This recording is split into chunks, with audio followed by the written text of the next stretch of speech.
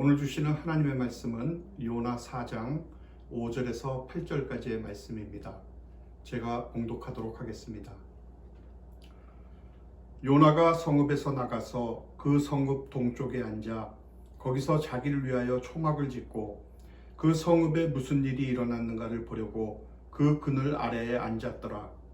하나님 여호와께서 박넝쿨을 예비하사 요나를 가리게 하셨으니 이는 그의 머리를 위하여 그늘이 지게 하며 그의 괴로움을 면하게 하려 하심이었더라. 요나가 박넝쿨로 말미암아 크게 기뻐하였더니 하나님이 벌레를 예비하사 이튿날 새벽에 그 박넝쿨을 갉아먹게 하심에 시드니라.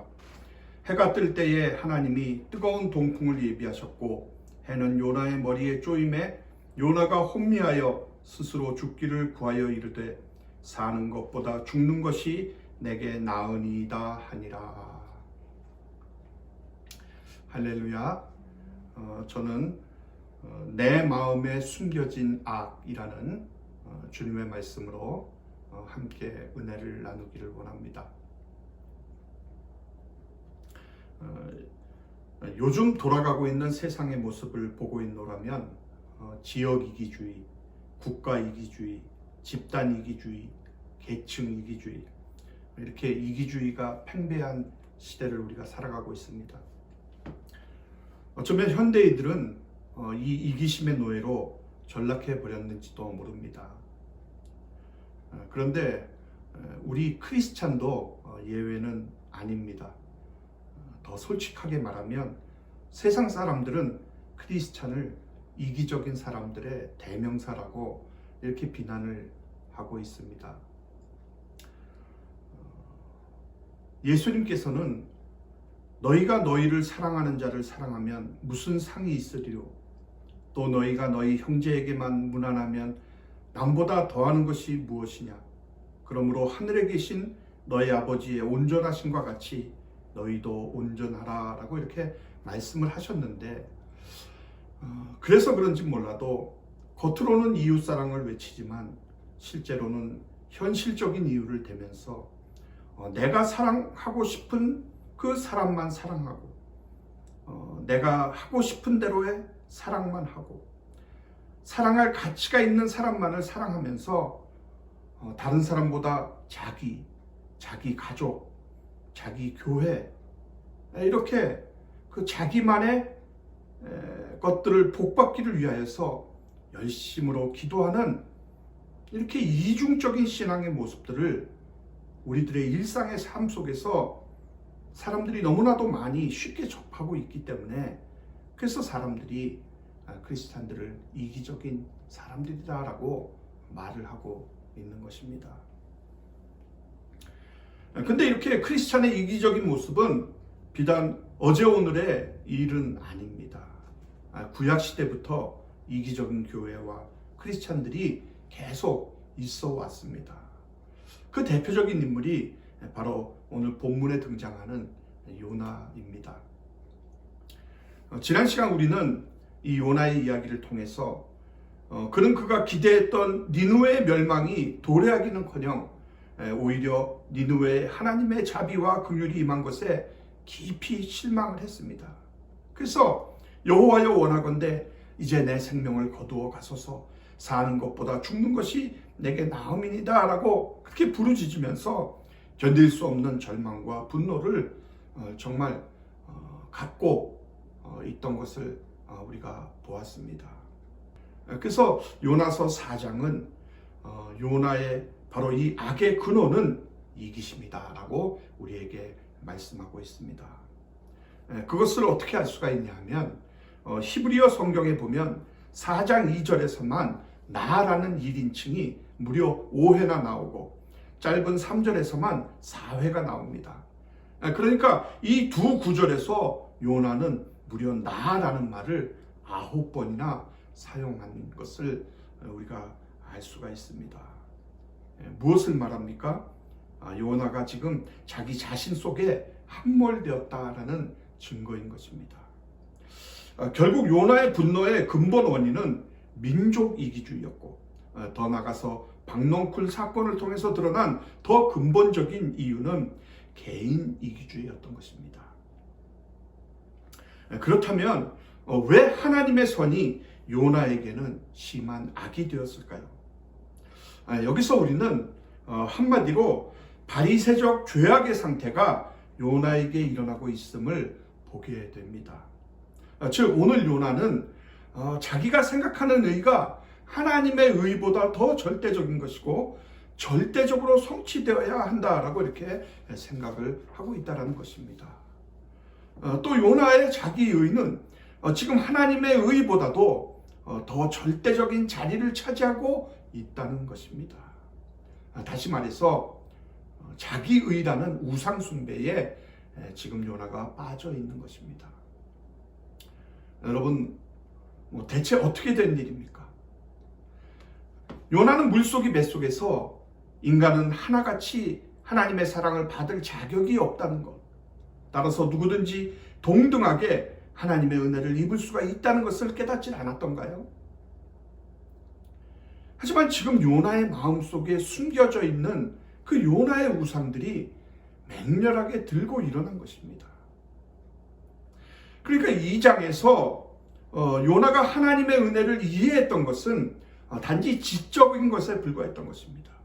그의 마음속까지는 파고들지를 못했던 것이죠. 그래서 이런 요나의 모습은 인간의 마음이 그렇게 쉽게 달라지지 않는다라는 것을 우리에게 잘 보여주고 있는 것입니다.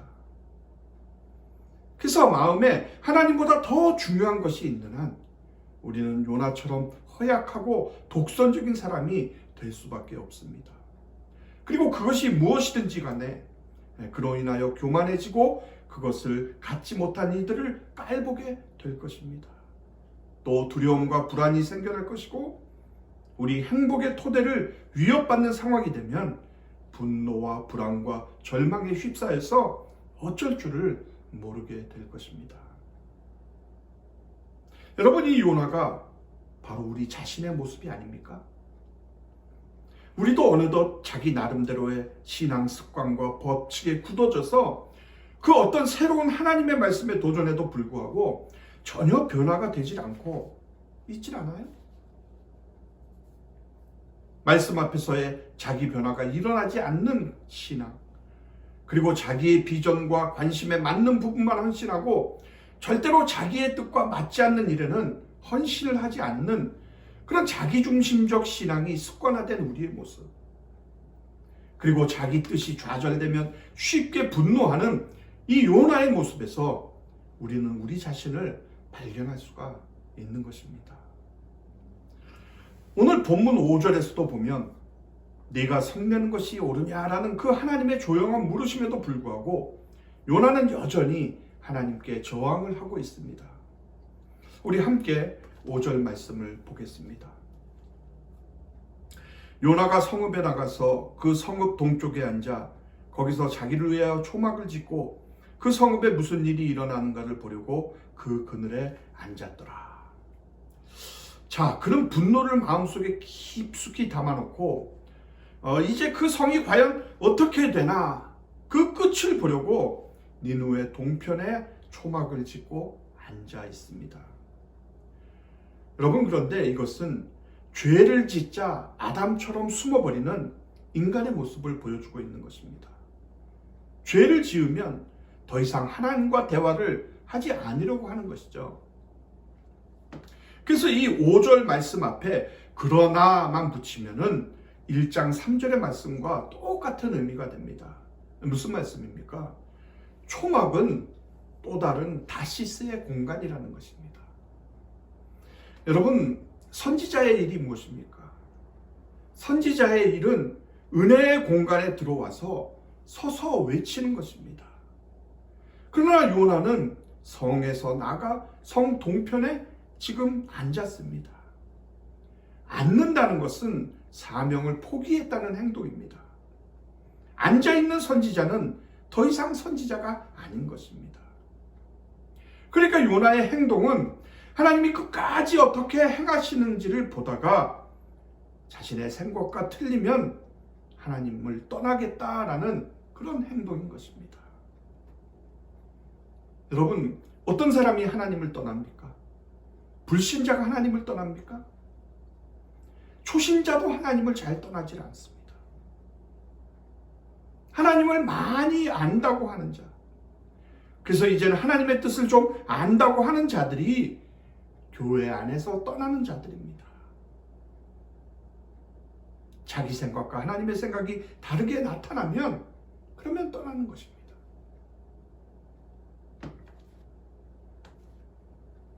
여러분, 우리는 다른 사람이 우리보다 더 칭찬을 받을 때 얼마나 자주 화를 냅니까? 물론 겉으로야 화를 내지 않고 아주 너그러운 모습을 억지로 하고는 있지만, 그러나 내 마음에 숨겨진 악은 얼마나 질투를 하며 화를 내고 있느냐는 것이죠.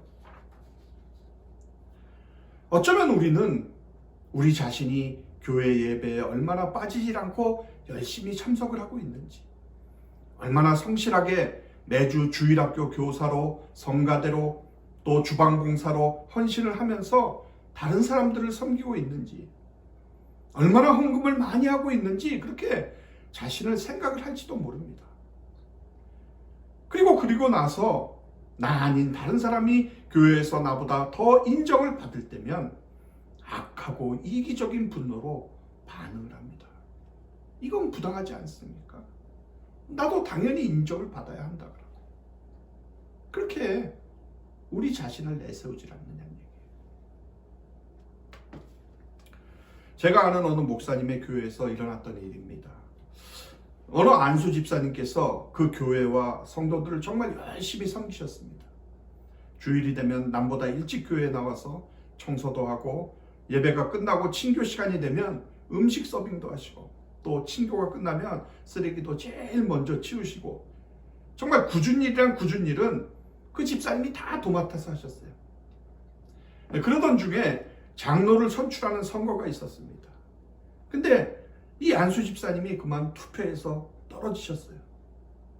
그러자 이 집사님이 목사님을 찾아가서 어떻게 자기에게 이럴 수가 있냐라고 이렇게 말씀하면서 그동안 자기가 바친 헌금을 다시 돌려달라라고 이렇게 얘기하면서 그 교회를 나가버렸다라는 거예요. 정말 어떻게 이런 일이 있을 수가 있을까요? 결국 누구를 위한 열심이었고 누구를 위한 헌신이었습니까? 하나님이 조금만 나에게 섭섭하게 대하시면 사명도 직분도 포기하고 내 초막에 앉아버리는 모습, 그 모습이 지금 요나의 모습인데, 여러분, 그런데 그 모습이 또한 우리의 모습이 아니겠습니까?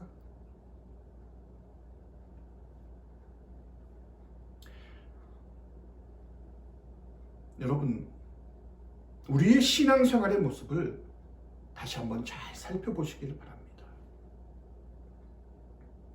지금 나의 사명과 직분을 버리고 초막을 짓고 있지는 않은가? 하나님은 성 안에서 같이 은혜를 맛보며 하나님의 일을 기뻐하자라고 이렇게 말씀을 하고 계신데, 나는 혼자 나가서 나를 위한 삶을 예비하고 혼자 동떨어져 있지는 않은가?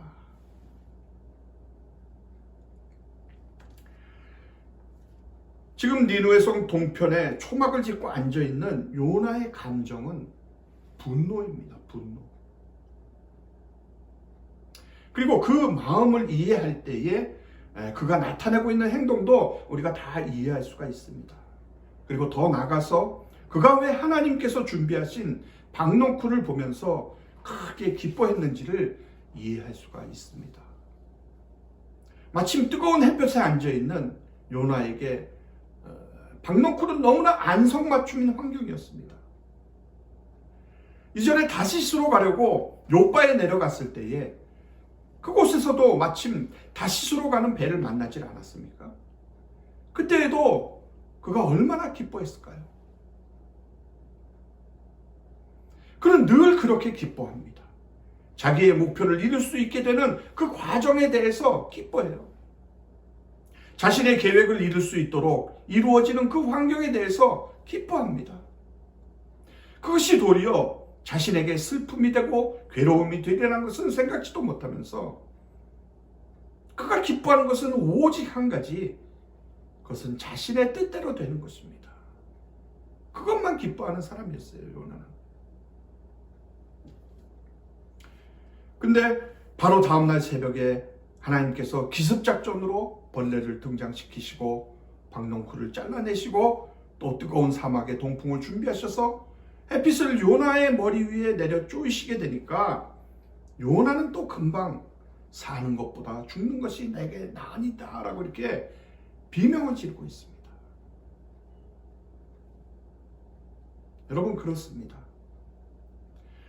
니느웨를 향한 요나의 분노가 얼핏 보면 공의를 강조하는 의로운 분노인 것 같아도 실은 그 뿌리가 지극히 하찮은 박농쿨의 손실에도 쉽게 분노하는 그 이기심에 놓여 있다는 것을 지금 하나님은 그 마음을 꿰뚫어 보고 계셨던 거예요. 그러므로 사랑하는 여러분, 하나님께서 내 주변 환경을 위기의 상황으로 몰아가실 때 우리는 무엇보다도 먼저 내 마음의 동기를 살펴보아야 합니다. 그래서 내 마음속에 숨겨져 있던 이기적인 그 동기나 목적이 없었던가를 스스로 되돌아봐야만 하는 것입니다. 그래서 진정한 신앙의 출발은 이기심을 버림에서 출발한다라고 이렇게 얘기를 해도 과언이 아닐 것입니다. 이기심을 극복한 신앙이야말로 멋진 신앙, 향기나는 신앙, 매력적인 신앙, 칭송받는 신앙이라고 할 수가 있을 것입니다. 여러분, 우리 예수님은 이기심을 버릴 것을 제자들에게 말씀을 하셨는데요. 마태복음 16장 24절에 보면 이에 예수께서 제자들에게 이르시되 아무든지 나를 따라오려거든 자기를 부인하고 자기 십자가를 지고 나를 쫓을 것이니라. 자, 예수님과 함께했던 제자들은 이기심을 버리는 것에 실패를 했습니다. 그래서 누가 크냐라는 다툼이 제자들 간에 일어났어요. 그래서 예루살렘에서 고난당하시는 주님과 함께 하지를 못하고 결국 주님을 부인하고 돌아섰습니다. 그러나 부활하신 주님을 만난 제자들은 이기심을 완전히 극복하고 새로운 능력의 사람으로 변화된 모습을 우리는 사도행전에서 볼 수가 있습니다. 이렇게 시작한 초창기 예루살렘 교회는 이기심의 모습은 찾아볼 수가 없었고 서로 교제하고 떡을 떼고 모든 물건을 서로가 통용을 하고 또 재산과 소유를 팔아서 각 사람의 필요를 따라서 나누어주고 날마다 마음을 같이하여 성전에 모이기를 힘쓰고 오로지 기도하기를 힘쓰므로 그래서 예루살렘 시민들로부터 칭송을 받는 그런 단계까지 이르게 된 것입니다. 그래서 주께서 구원받는 사람을 날마다 더하게 하셨다라고 성경은 말씀합니다. 사랑하는 여러분, 그리스도인은 자기 자신에게 몰입하는 사람이 아니라 다른 사람을 위해서 자기 자신을 내어주는 사람이 그리스도인입니다. 자기 자신을 위해 사는 사람이 아니라 다른 사람들을 위해 사는 사람이에요. 자기 뜻이 아니라 하나님의 뜻을 따라 살기도 하고 죽기도 할 수 있는 그런 사람이 그리스도인입니다. 그러므로 자신의 뜻과 어긋나게 일하시는 하나님을 보고 요나와 같이 분노하는 그 일이야말로 더 큰 악 속으로 빠져드는 것임을 여러분 꼭 기억하시기를 바랍니다. 여러분, 오늘날의 교회들이 자기들만의 초막을 짓고 있지는 않습니까? 그 폐쇄성 때문에 자기 사고에 묶인 사람들만을 양상해내고 있지는 않은지요. 자신이 하나님을 가장 잘 믿는다고 자부하지만 실상은 자신의 진리와 정의를 앞세워서 하나님을 독점하려 하고 오직 자신만이 하나님을 가장 잘 안다고 착각하는 그 이기적이고 교만한 신앙생활을 하는 그 사람들이 바로 현대판 요나가 아니겠습니까? 여러분, 복음이 무엇입니까? 예수님이 성경의 예언대로 우리 죄로 인해 역사 속에서 실제로 십자가에서 죽으셨고 그 죽음을 이기시고 부활하심으로 우리도 천국의 소망을 갖고 우리의 어떤 공로에 의해서가 아닌 하나님이 값없이 주신 그 선물로 인해서 하나님 나라에서 영원히 복된 삶을 누릴 수가 있게 됐다라는 참으로 복된 소식이 바로 복음입니다. 그리고 그것을 믿음으로 그 복음이 나에게 성취된다는 그 사실을 우리가 알고 있잖아요. 근데 우리는 대체로 여기서 멈춥니다. 우리는 보통 용서받는 것으로 만족하고 거기서 멈추고는 세상을 향해서 이렇게 외치죠. 여기 기쁜 소식이 있습니다. 여기 하나님의 계획이 있어요. 하나님께서 독생자를 보내셨습니다. 그리스도께서 죽으신 것은 당신의 죄를 용서하기 때문입니다. 여러분의 죄가 용서함 받았습니다. 그것은 거저 주신 것이고 믿음으로 당신은 그것을 얻었습니다. 여러분이 이 복음을 믿으세요. 그러나 거기서 멈춥니다. 그래서 저는 여러분에게 묻고 싶습니다. 용서받아서 뭐가 어떻게 된다는 것이죠. 많은 분들이 이렇게 대답을 하실 수도 있죠. 나는 지옥에 가는 것이 싫다고. 나는 죄책감을 가지고 사는 게 싫다고. 내가 죄인으로 사는 것보다 용서받은 자로 사는 것이 더 좋다고. 물론 틀린 답은 아닙니다. 그러나 여러분, 복음의 본질은, 복음의 핵심은 베드로전서 3장 18절에서 이렇게 말씀을 합니다. 그리스도께서도 단번에 죄를 위하여 죽으사 의인으로서 불의한 자를 대신하셨으니 이는 우리를 하나님 앞으로 인도하려 하심이라. 우리 죄를 사하시고 의롭게 하신 것은 우리를 하나님께 나아가기 위해서 그렇게 하셨다라는 얘기예요. 무슨 말씀입니까? 내 죄가 용서받는 걸로 끝나는 게 아니라는 거죠. 내가 의롭게 된 걸로 끝나는 게 아니라는 거예요. 내가 천국에 들어가고 내게 더 이상 고통이 없이 그렇게 된 것이 다가 아니라는 것이죠.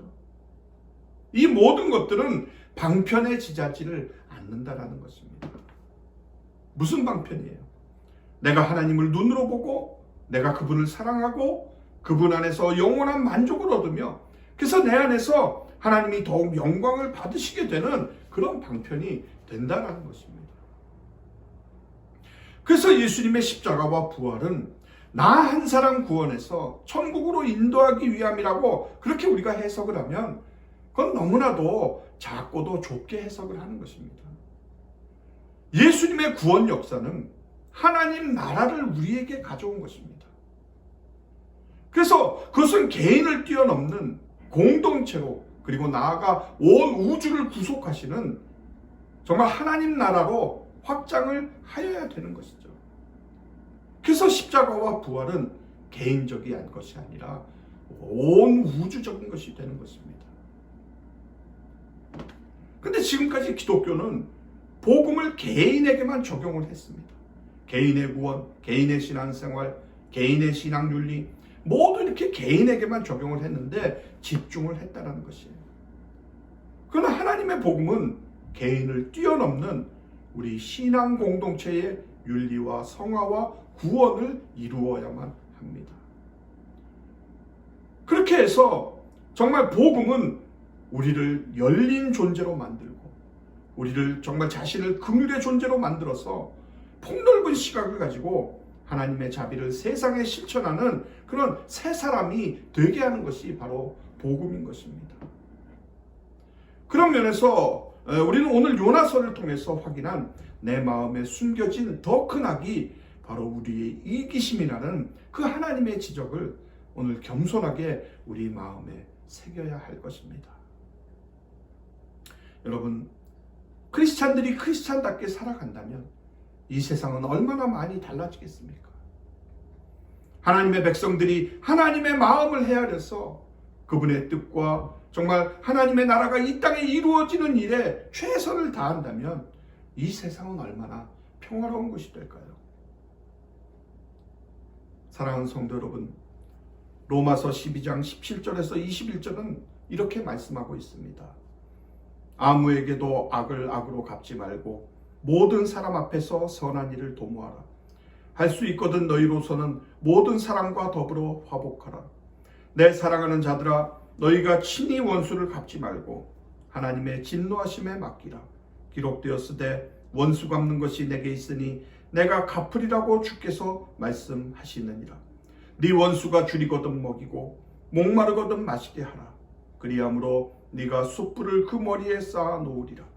악에게 지지 말고 선으로 악을 이기라. 아멘.